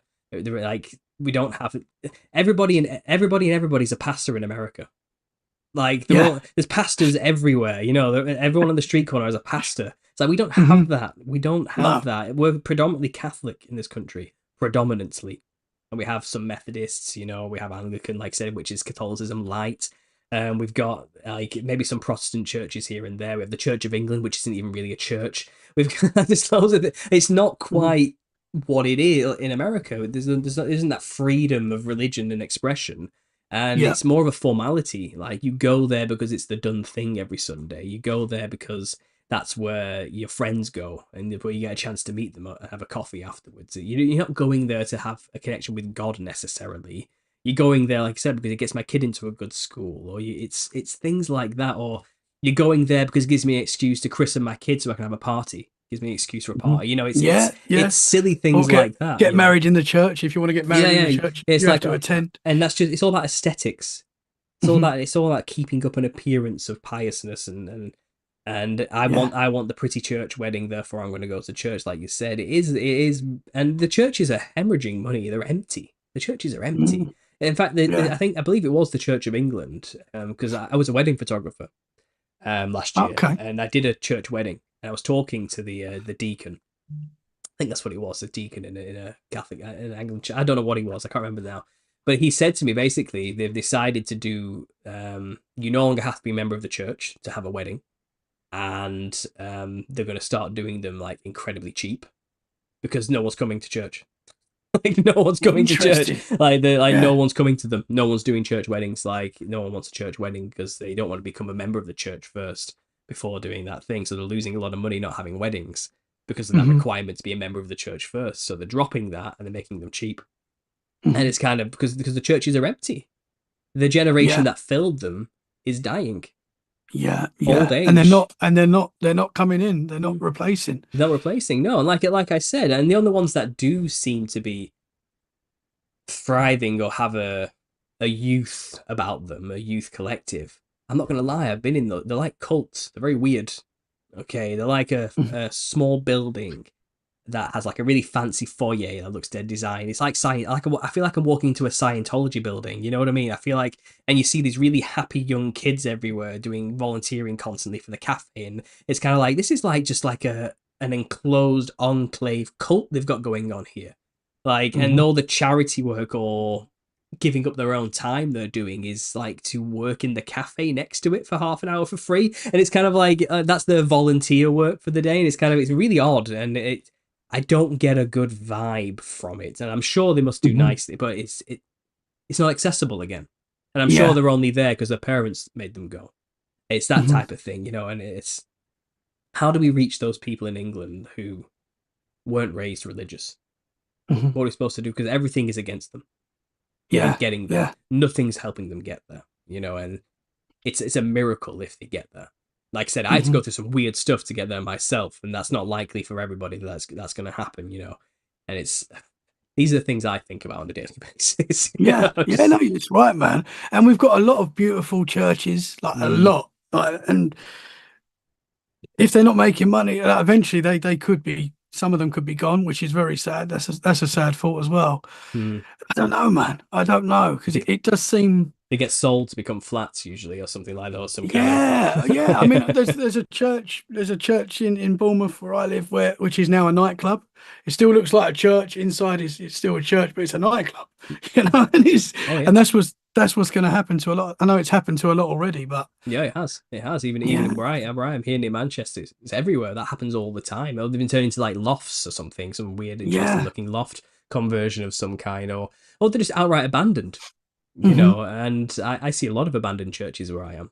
Beautiful Yeah. old world architectural buildings, just full of moss and weeds growing out of the rocks, and just no maintenance whatsoever, just decaying away. You know, and it's kind of what happened. What happened Yeah. exactly? You know, and I'm okay with it in a sense because it's kind of like we don't need the building.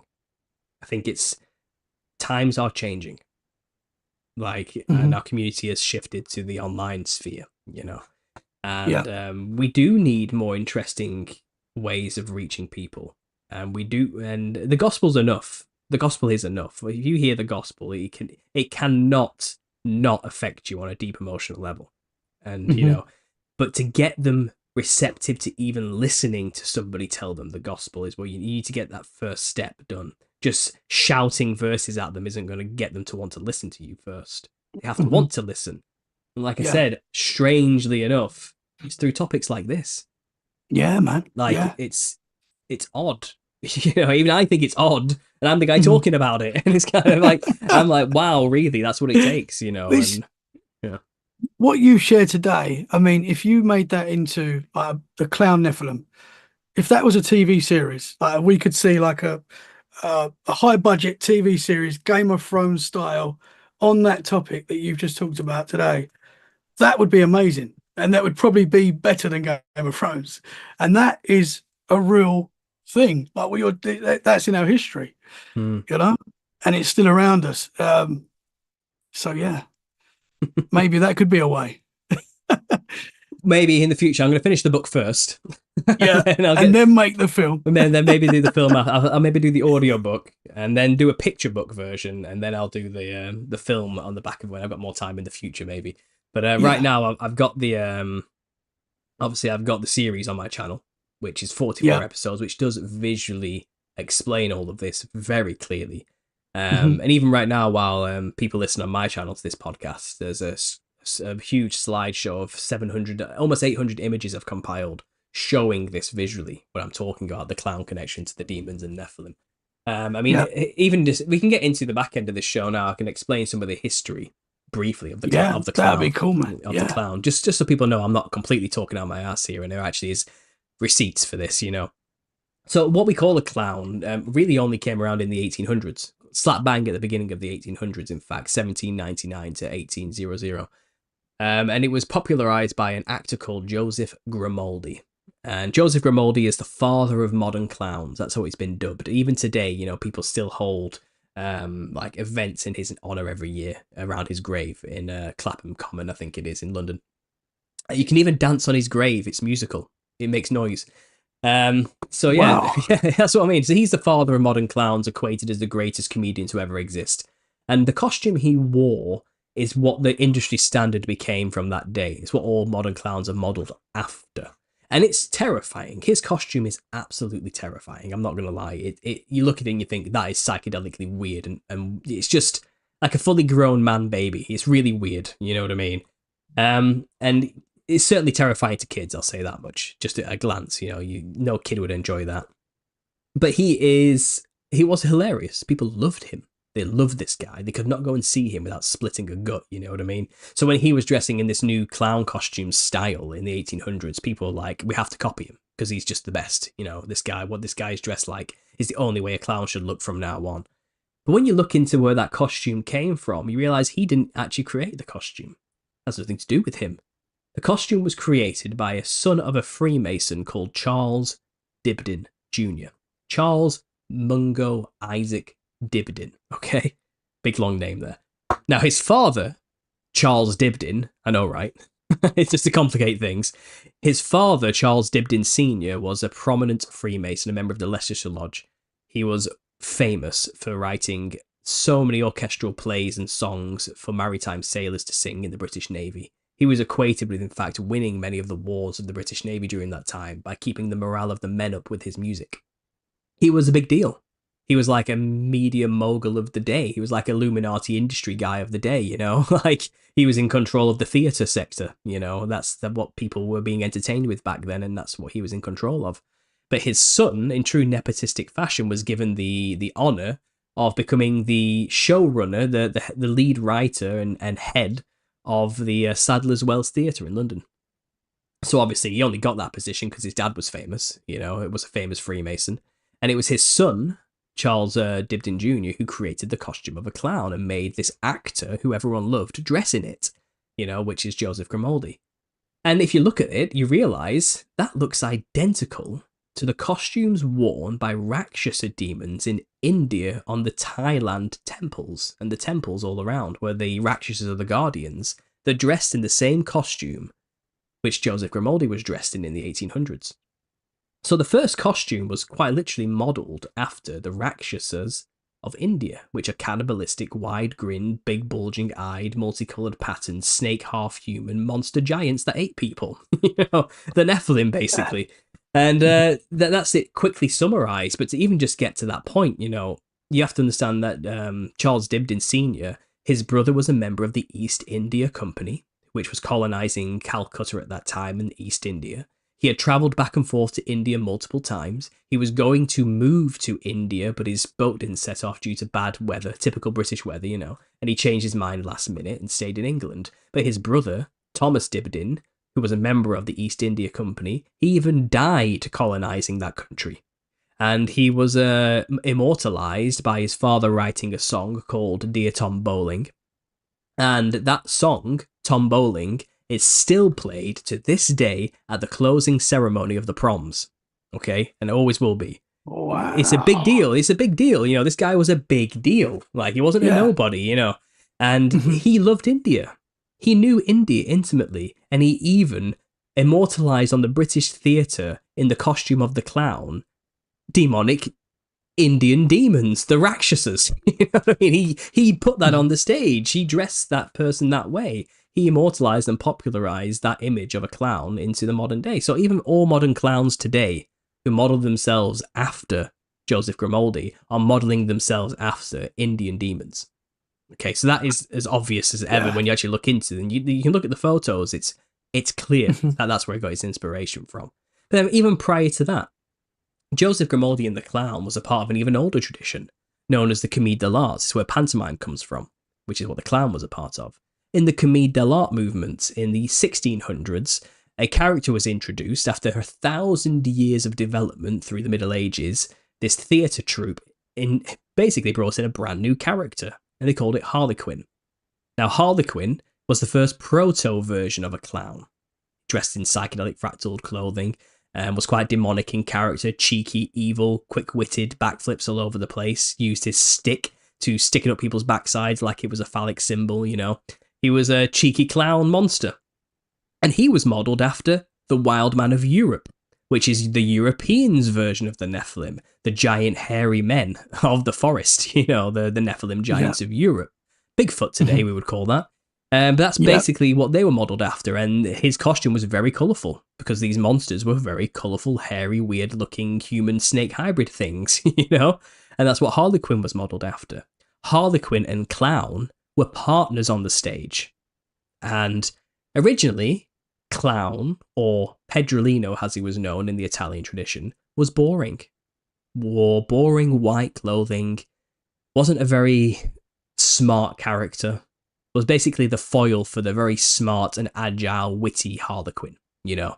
And he was like Laurel and Hardy, the intellect and the dimwit, you know.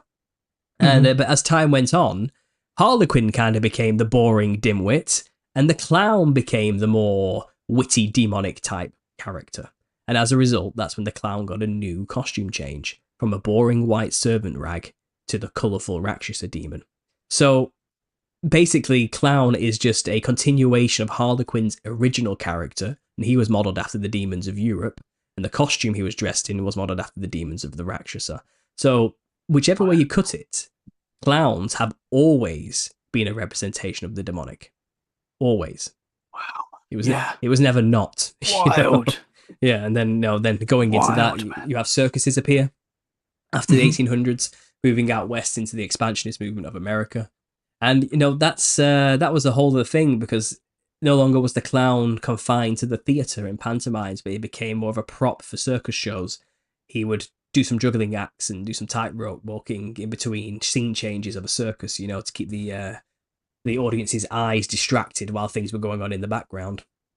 But that clown costume again was modelled after Joseph Grimaldi, and you find the businessmen of America were taking over circuses during that time, and one of them was Phineas Taylor Barnum.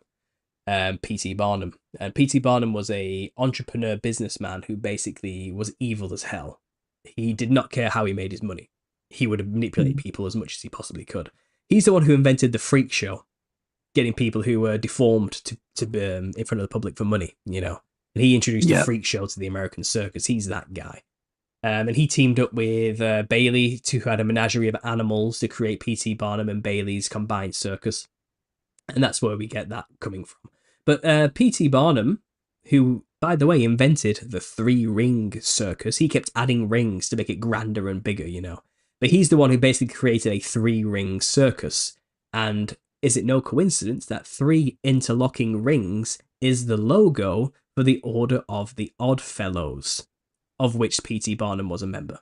So there you go. He was a Freemason. A particular sect of Freemasonry called the Odd Fellows, and he incorporated his logo into the circus show of the day.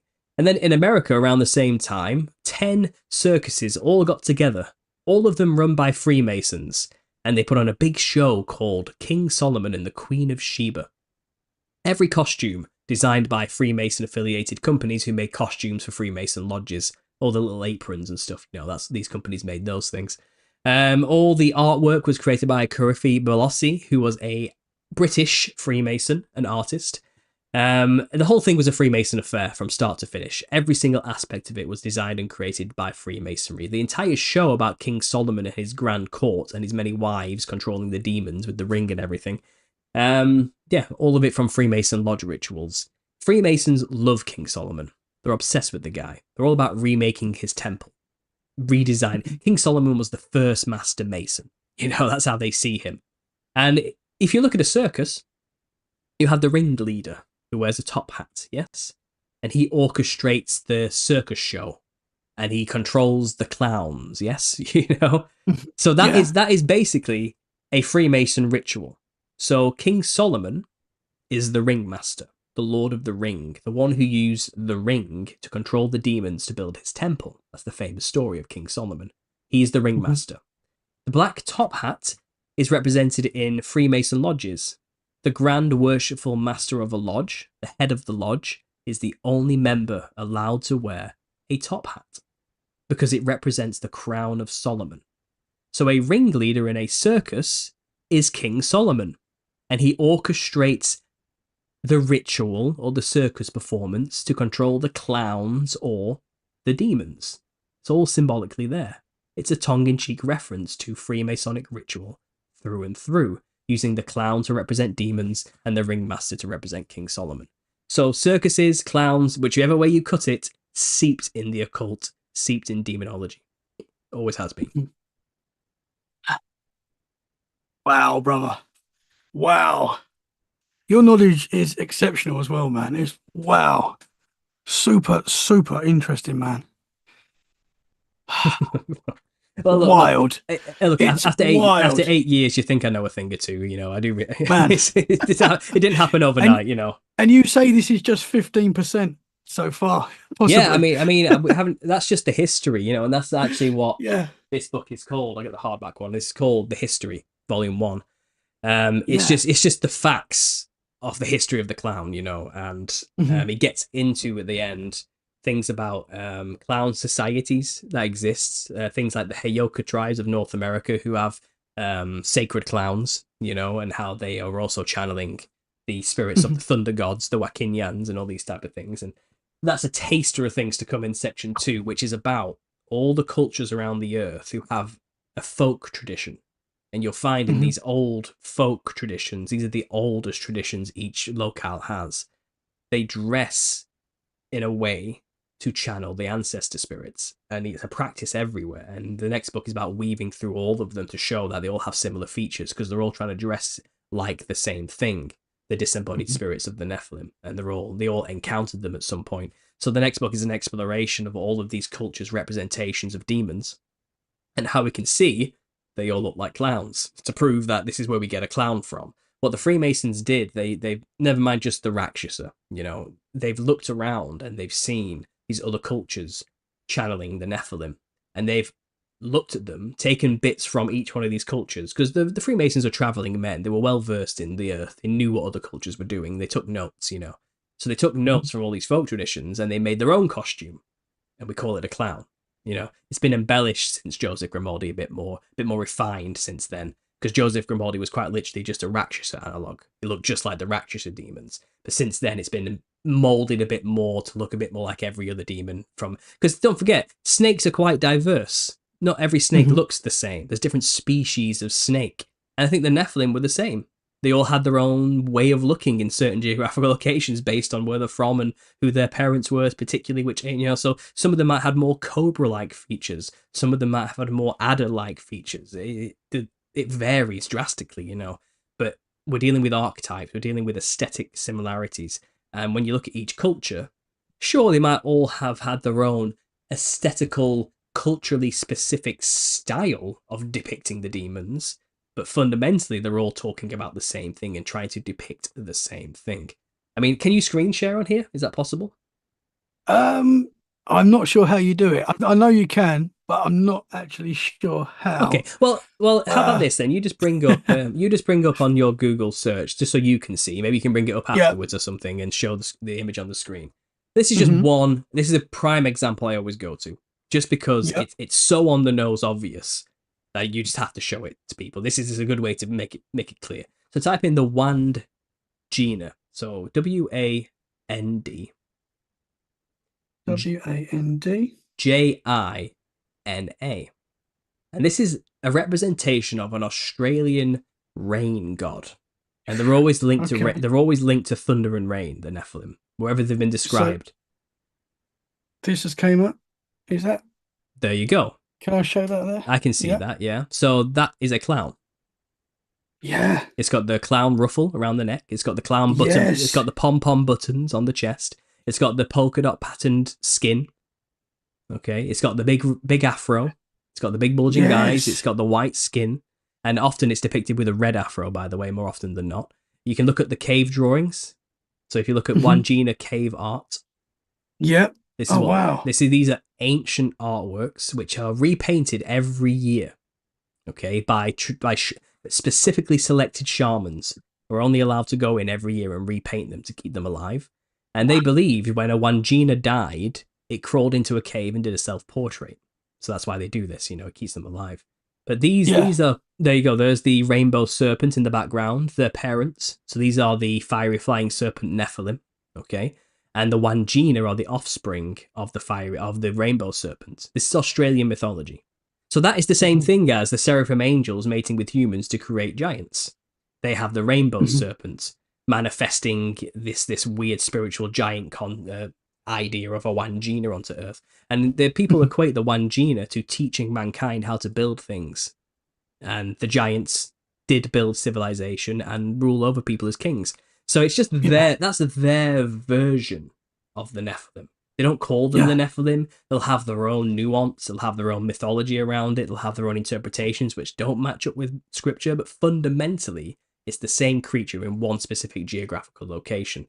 Then you go to, I don't know, Greece and type in the Gorgon. And give that a go. Let's do it. This is wild, brother. Okay.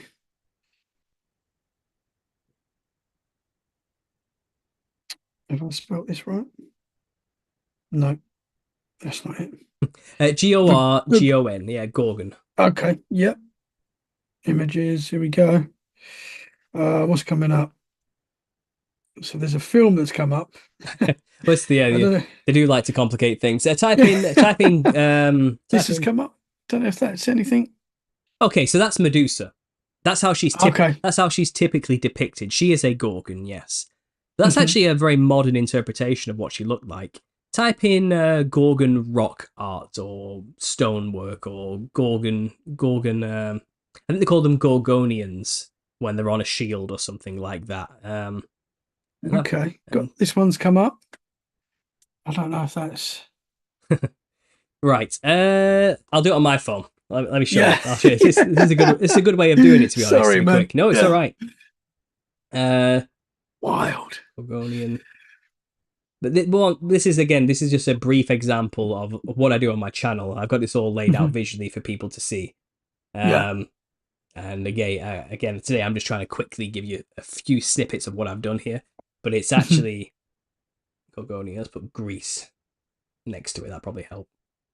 But it's wild how this is in every culture around the world. Yeah, like, they're telling their own version. Absolutely, but it's ultimately the same thing. So, which is amazing. You saw Medusa there with the snake serpent thing. Well, Gorgons were actually more depicted like this originally. They are half divine, angel winged humanoid creatures with a big wide smile, as you can see, and big bulging eyes. Okay, they weren't snake bodied people. They're more the Nagas of India, which are represented there. It's more of a modern rendition to see a Gorgonian looking like that. They actually were depicted more so like I just showed there. And when there's colour added to those, traditionally, they have red hair, pale white skin, big wide grin, bulging eyes. That's what the Rakshasas of India look like. The Rakshasas of India look identical to that. And that's traditionally what one actually looks like. That's what they really look like. They don't look like Medusa with snakes for hair. That's a very modern interpretation. And the real smoking gun here is, if I can get you have to see this one. Gorgon on Athena's chest. So the myth goes that Athena sent Perseus to kill the Gorgon. And after Perseus killed the Gorgon, he gave her the head as a gift. And Athena wore the head of Medusa on her chest as a protective amulet or emblem. Now, Athena's a giant, so the head's tiny on her. But when you actually look at the artwork relief here, it's on a pot. Okay, if you zoom in on her chest, you can see that is the face of a clown. Yes. Oh wow. Yeah. And traditionally speaking, Gorgons, there's many myths, but the more modern interpretation is that Athena turned her, I think it was like her servant, into the Gorgons as punishment because her husband lusted after her or something like that. That's more of like a fan fiction that was made way after the mythology. The oldest mythology on where the Gorgons come from is that Phorcys, a primordial serpentine water sea god, so a fallen angel, a serpent angel from the sea, so a fiery flying serpent, but a sea version, mated with Echidna, who was a siren. Sirens, as is explained in the Book of Enoch, are human women who mated with fallen angels, and as a result, they became sirens. That's what it says in the Book of Enoch. Echidna was a siren. She was a human woman who had been transformed into a serpent monster. Okay, so she was given serpent legs, but she was still a human woman on top. And I think the transformation was done on purpose to make these women very hardy. It kind of gave them superpowers. Once they became mixed with a serpent and hybridized, they could then withstand birthing a giant before they died. I think that was the point. They needed to be hybridized first so they could be impregnated and give birth to monsters. Otherwise, the women just died. It was like Alien. They burst out the belly and they bled out, because these giants kept growing. I think if they had been sirenized first, they had a chance of surviving the birth process. So Echidna is called the mother of monsters. And she gave birth to like 12 of the most famous Greek monsters to ever exist. Cerberus, the three-headed dog. We've got the Hydra, the thing where you cut its head off and more just grow. All these, that's just a few. Look at the list of Echidna's children. The Gorgons are on there, okay? And the Gorgons are on there. So the Gorgons are the offspring of angelic serpent gods from the sea mating with human women. They are Nephilim. Okay, so that's what the Nephilim look like. They look like the Gorgons with the big wide smile with the buckshot teeth and big bulging eyes. If you look at the Rakshasa demons of India, let me just get some of them up quickly for you. Let's look at the It's amazing, man. Let's look at the Rakshasa demons of Sri Lanka. Sri Lanka is an interesting one because they have a very stylized version because they had these masks of their rituals. They looked like this. That's their version of the Gorgon. It's the same thing, but this is worlds apart, continents apart, cultures apart that have no business being related to each other in any way, shape, or form. So why do they have an extremely similar depiction of a demon? Because they all witnessed the exact same thing. They all experienced the same monsters, these things. As you can see. Yeah. So that's their. Sorry, my ring light's in the way. Though. Let's get. No, that's cool, man. That's their version in their masks. But that's the Sri Lankan take on the situation. Let's look at the Balinese take. The Kalasungsang. This is the upside down demon. That's how they see it, and this is in Bali, off the Polynesian islands, far away from India. That's what they were encountering, the same things. And there you go. There is depicted again in artwork with the big wide smile, buck teeth, bulging eyes. These are the Gorgons of Greece. It's the same thing. These are the Wanginas. It's the same thing, but different cultural depictions of the way they looked. Here again, the Kalasungsang demon. If we look at the ones on the temples of Thailand, as I mentioned earlier. The Rakshasa Thailand temple guards.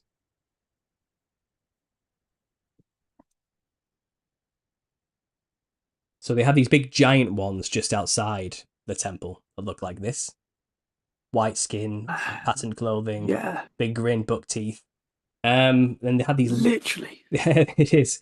It's really on the nose when you actually start looking at it. And they had these little ones here. You see? Raised up. Yeah. With the head up there, wearing that. Now look at that costume. Just look at that costume for me. Yeah. Okay, now look at this. It is. Just wait. Just wait. I got something for you. Wild, man. And there is Joseph Grimaldi at his peak in the same position. Oh, wow. It's, wearing the same exactly what it is. Wearing the same costume in the same position as the Kalasungsang demon I just showed you there from Bali, where he's upside down with his head facing up. But he's dressed in the same manner as the ones on the temples of Thailand. He's modelled after the Rakshasas of India. But that is just a representation of the Gorgons of Greece, the Wanginas of Australia, and again, you can spread that out. This goes to every continent. They have their own version of that creature, their own way of depicting it. But that's what they looked like. And clowns are just a caricature of those beasts you just saw there. A watered down version, but that's where we get it from, through and through. And there's nothing funny. Wow. There's nothing funny about a clown. It's no laughing matter is the tagline. No. It's actually, and it's a visual theory, but your eyes don't deceive you here. You can clearly see the inspiration for the clown from all of this. It makes so much sense, man. Yeah. And it's so built into our culture, so in our face, but yet so many people don't see it until they listen to someone like you that's got, this amazing knowledge, and it just goes bang. And it just makes so much sense, man. Wow. Brother, I knew you was going to blow my mind today, and you have. Even though I've heard some of this before, I've heard you on other podcasts talk about this, and I knew what we was going to get into today. still fascinating stuff, man. Absolutely amazing. And you're doing an awesome job, brother. That is for sure. Thank you. I am going to be getting the book 100%. Can you tell the listeners where they can find you, man? Yeah, so I'm on YouTube predominantly. That's where you'll find my base of everything I do. Understanding conspiracy. You can find my logo there. It's the yellow star with the red circle in the middle. Just at a glance, that's what you'll see, and that's how you know it's me. Go to the playlist section, and you'll find everything I discuss in topic form has been broken down into different playlists. You have the Nephilim Look Like Clowns playlist there, which has over 50 videos dedicated to this subject specifically, with visuals in more succinct 15-minute segments, about specific cultures and their beliefs and all that. So it's all broken down very visually, very easy to understand and digest on there. If you go to the interviews and collaboration section, you can find the hundreds of podcast visits I've done discussing this over and over again in many ways, shapes and forms with many different examples if you're interested. Then there's other playlists on there as well for other topics and other things I talk about as well. So I think I have about 500 videos on that channel now. There's a lot to sink your teeth into. Give it a go. Give it a like. Give it a follow. Let me know if you like it. If you want the book, you can find that on Amazon. Just type in The Nephilim Looked Like Clowns and it will come up. You cannot miss it. It stands out, it sticks out like a sore thumb when you go and look for that. So go and check that out if you haven't already. Yeah, it's the ebook's coming out soon. Right now it's only hard copies available. But yeah, you can get the book which lays out history there, and the second book should hopefully be out in a year's time, which will complete that body of work. But everything I have discussed is all for free on the channel if you don't want to get the book as well. So I'm not withholding information or anything. The book is basically just a compilation of everything I've been doing over 8 years into written format. But yeah, there you go. That's where you find me, YouTube. Awesome, brother. Thank you so much, man.